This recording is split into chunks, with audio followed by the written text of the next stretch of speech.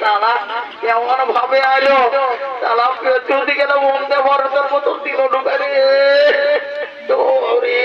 রে কালাচা জলদি করে কোথা গেলি রে আমাদের ঠাকুর ছিল যাই আয় কোথা ওরে ঢুকাই দিল রে আয় ঠাকুরের দিকে আয় ঠাকুরটা জলদি করে পূজাটা করা বাপ সালা তুমি ভোকা দে রে ও তো বেলা হয়ে গেল ঠাকুর ঠাকুর জলদি করে না বাবা বিহাটা বাজাও কি করে পারাবো এত বড় বিহা ঘর আর একটা বিহার কিন্তু নাই দাদা আমার বিহা পূজাই করবেন